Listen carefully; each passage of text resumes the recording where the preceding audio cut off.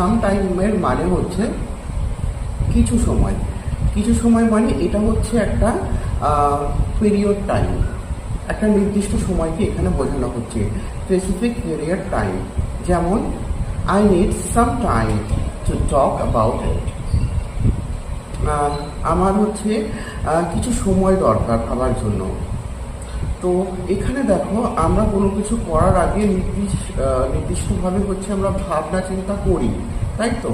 এমন নয় যে হচ্ছে কেউ বললো ভাবতে আর আমরা ভাবলাম, বছরে একবার ভাবলাম, বা ভাবনা চিন্তার কোনো একটা হচ্ছে সীমা নেই। আমি কালকেও ভাবতে পারি, পরশু দিনে ভাবতে পারি, এরকম কোনো কিছু না। স্বভাব বশত আমরা কোনো কিছু কাজ করার আগে ভেবে নিই। তো এটা হচ্ছে স্পেসিফিক্যালি একটা পিরিয়ড টাইমকে বোঝাচ্ছে, নির্দিষ্ট এটা। আর একটা উদাহরণ দেখে নিই। It happen some time last month. এটা হচ্ছে হয়েছিল লাস্ট মান্থে। তো আমি যদি বলি যে বৃষ্টি একটা নির্দিষ্ট সময়ের মধ্যেই হয়ে থাকে। তো নির্দিষ্ট সময় ধরো হচ্ছে জুন জুলাই আগস্টের দিকে বৃষ্টি হচ্ছে।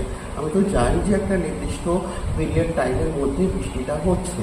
তার জন্য এখানে আমরা ব্যবহার করতে পারি rain happen some time last month. বৃষ্টি হয়েছিল কিছু সময় লাস্ট মান্থে। আমরা এটাকে